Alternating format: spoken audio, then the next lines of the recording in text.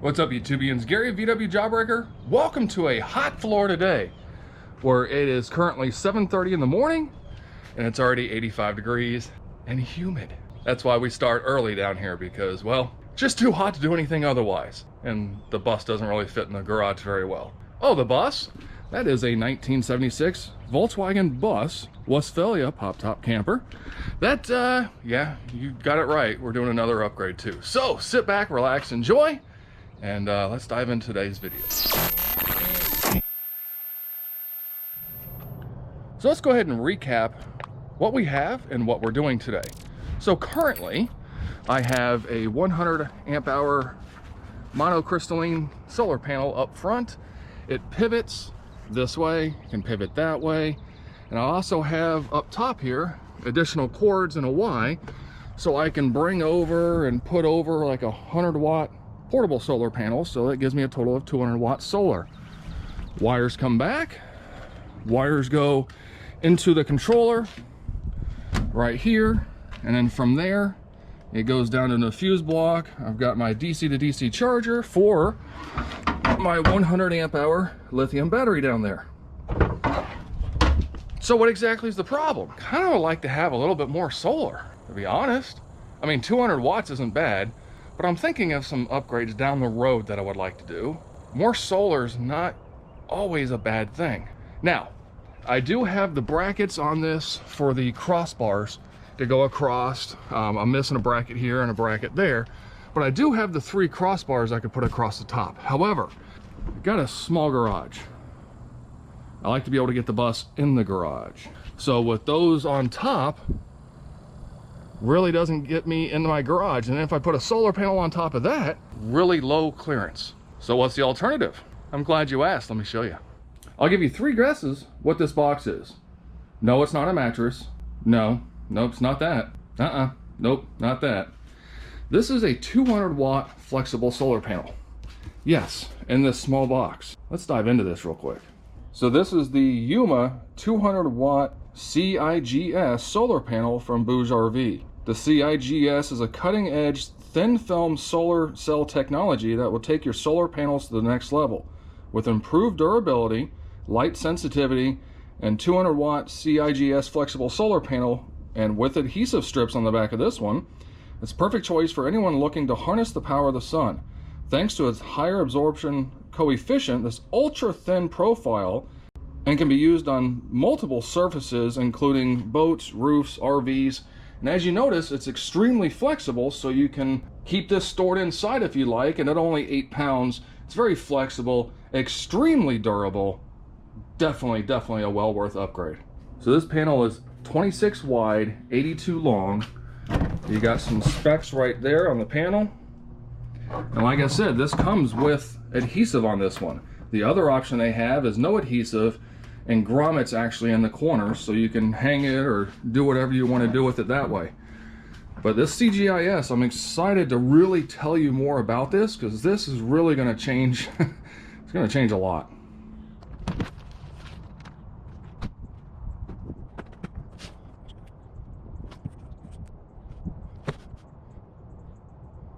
Funny thing is, we would almost have room for 2 of these panels up there.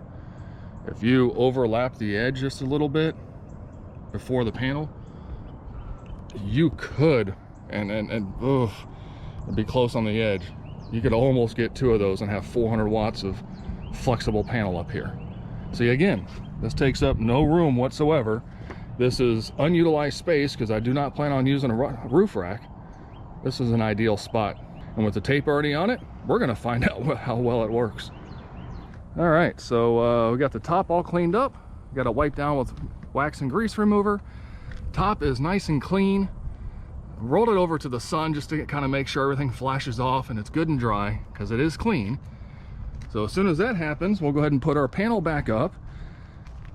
Then I'm gonna probably use some masking tape to kind of mark the edges. And then we can go ahead and start peeling our peelant stick. Again, that's double-sided tape that's provided. So we'll go ahead and peel that, get the front stuck, then we'll go ahead and probably start peeling these and getting the rest of that wrapped around. But I do like how in the front and in the back, or you know, there's the cables, so back, front, front, back, however you want to orientate it. It's got a strip going side to side, and then these loop around, because if not, you could get air in between or whatever and possibly start to pick that up. So I really like that design. All right, I've got this pretty much marked where I want, but in order to peel the backing off and lay it down, I'm thinking the easiest thing to do would be to go ahead and do a tape hinge like you would be doing a large vinyl graphic. So I think I'll go ahead and run a piece of tape all the way down, and that should give us a hinge so we can fold it back over, remove the backing to the tape, flip it back over, and set it down where it needs to be. I think that's going to be the easiest way. What's nice about this panel is it's designed to be more flexible than ever, with a 360-degree range of motion that allows installation on any surface. This bends a lot more than any monocrystalline panel that you will ever find. Plus, it's both lightweight at just 8 pounds, durable. Previous videos on YouTube, go look them up. Guy drives over them with a big off-road truck. Even takes a pew-pew and kind of makes the pew-pew go bang at the panel, and it survives and still works.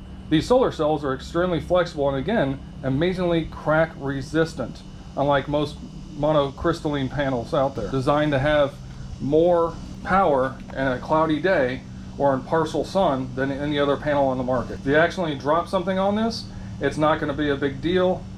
That wasn't bad at all. Yeah, pretty easy. But the nice thing is too, though, is by using that tape, we're able to fold it over, but by having you back there to help guide the back side, since it's 82 inches long, this was a 100-watt panel, easily do by yourself. There we go. Install was nice and easy. It's definitely on there pretty well. It ain't coming off, and all I did was take a towel and like firmly press down to get it adhered. It does not specify what kind of tape is on the back of this panel. However, if it's anything like the 3M VHT tape, as it sits, it adheres more and more and more. So I really don't see it being an issue. And the nice thing is too, is the way this little dip right here works, is it'll actually get underneath in a couple areas and give it a little bit of air underneath for an air gap. However, they don't say that you need an air gap with this, but I'm sure a little bit of an air gap won't hurt.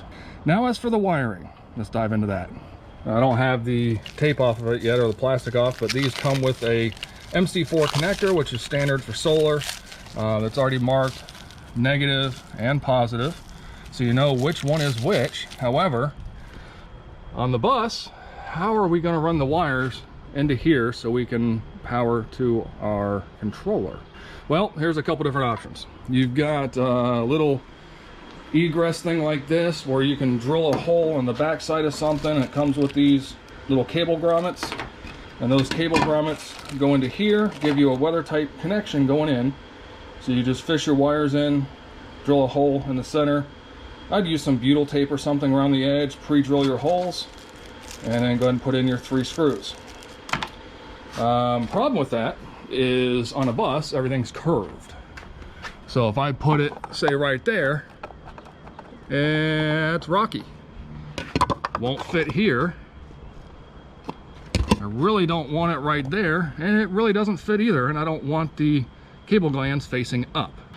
So there is another option, is we can run our wires across and down inside this little air vent.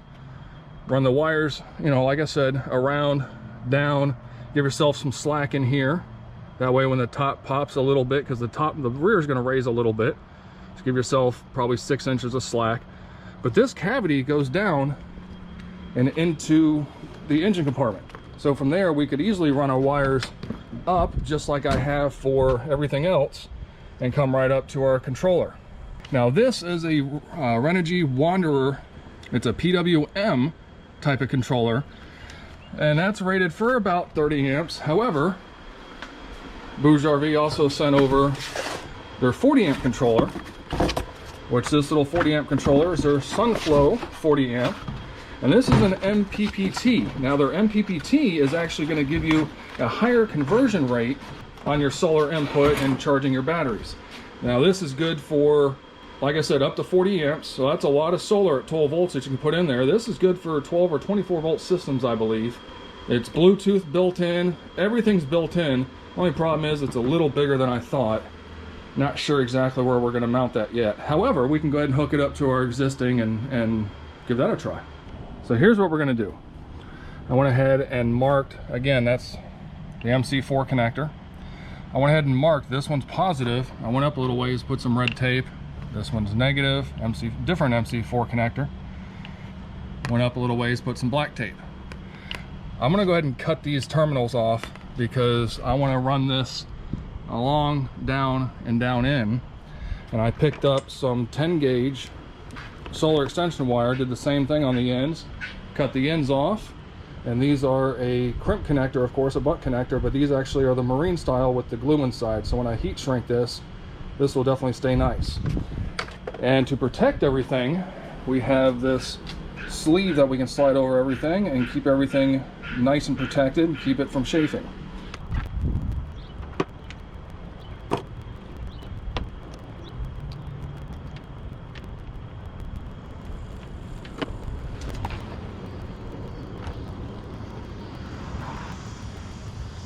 All right, well, panel's mostly in the shade. Let's go ahead and double check our connections and make sure everything's good.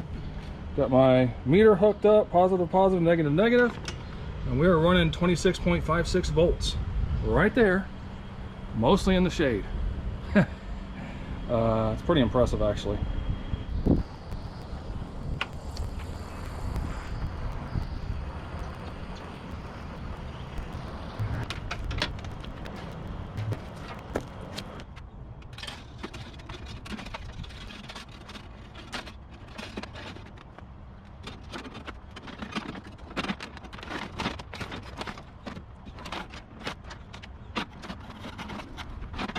All right, she's installed, easy peasy. I time-lapsed a lot of that. As you saw, I butt connected the wires together, heat shrunk those with, you know, those are a heat shrink butt connector basically, with the glue inside. And then I went ahead and put heat shrink with glue inside over that just to tie everything together, make sure it's good and secure.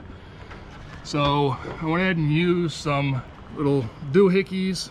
I took the original tape off of that and put some 3M VHT tape on the back. That's just to help hold it. And of course it just loops around, comes down, and then comes down right here. That's it. So we've got a wiring harness here, so I'll give myself a service loop, if you will, right? So it comes down, loops down, we'll zip tie it to the harness, and that way I've got additional for the roof to go up and won't be too big of a deal. You know, I can't do anything about securing it here on the side. Well, I could right here on the side. But I don't know if I want to. Just easy enough just to kind of push it behind right there, and it's kind of out of sight, out of mind for the most part. All right, we've got everything temporarily wired into the Renogy controller. Again, I need to figure out where I'm going to put the other one, but that one's already up and working, so let's just go ahead and see how it is. Now, we are mostly in the shade. Sun is right here, mostly in the shade, and we're not doing bad. We're pulling in right around 52 watts right now. And again, it's not even angled properly. It's flat, sun's back here, so it's hitting at a pretty extreme angle right now. But I'm impressed so far. And again, as long as this stays glued down, I think we'll be okay. Well, after a lot of work, the Renogy has been removed, and that is the Bluetooth module with all the wiring for the Bluetooth module. And I cleaned this up a little bit. So there's my DC to DC charger from Lifetime. There is my inline fuse holder. Now my solar panel comes in and is actually fused right there before it backfeeds everything. I've always set them up like this. I've never had a problem. And that way too, if I want to disconnect the solar, I can just pull that one fuse and it automatically disconnects everything for me. Now, the charger, I was not really using this upper area right here, so that's where I ended up sticking the charger. And as you see, you can still get to the menu buttons and look through here if you need to, but we downloaded the app. So with the app, we're able to see everything that we need to see. We can see that we're getting 27.3 volts through the solar panel. We're only putting in about 2 watts right now because my battery voltage is actually pretty strong. It's at 14.4 now. So we do have a temperature sensor that we can wire down to the battery and plug into it. I have not installed that yet, so I don't understand. I mean, internal, they're saying the controller is 91 degrees, and it does have a on-off load. I do not have that hooked up. I just have the output to the battery. Again, comes in the battery there and comes down and goes into right here, and well, it's a back feed. I'm always nervous that, God forbid, for some reason my load shuts off from some kind of fluke, that, you know, my fridge is going to shut off, things of that nature. So you can go in and see your history. Shows you how much power you've generated, how much consumed, all that jazz. And then of course your parameter settings. I have a 12 volt system. It's a lithium ion. You just tap on that and you're able to actually change it. There we go. So you got custom use, flooded lead acid, sealed lead acid, gel. Well, of course we're running LiPo 4. You can turn your charging off and on, expert mode, haven't gone into that yet. Got your charge settings. I have mine limited down to 30 amps right now, but you can change that all the way up to 40, of course, because this is a 40 amp controller. And again, being MPPT, this is actually going to be at a higher efficiency rate than the older Renogy one that I have, so that's a great upgrade. You can actually go in and do things with your low temperature charging protection and all that jazz. Discharge settings.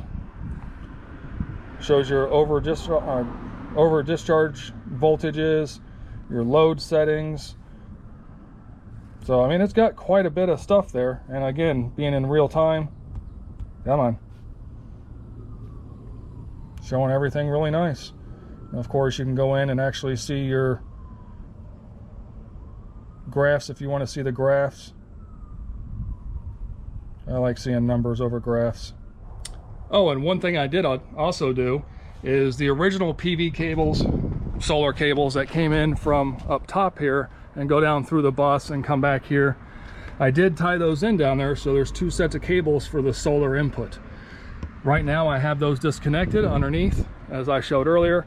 That way I can use that panel, and also if I'm parked in the shade, I've got 40 foot of 10 gauge cable that I can actually run over and put my 100 watt solar panel somewhere else. So God forbid I park in the shade, because, you know, camping in Florida and southeast, it's warm. So, you know, even if I still park in the shade, it's no big deal. I can put my additional panel out, or that panel also comes fully off up there, so I could actually run both panels in a separate location to still have 200 watts. So in theory, I have 400 watts of power and 100 amp hours of battery. Hoping to change that soon. I know I just put this battery in, but I'm hoping to change that soon, but that's besides the point. I have ideas. So I hope this was useful for you. I hope you found something to inspire you to get you out and get you cranking and working on your build. So till the next time, guys, be kind to one another and be good.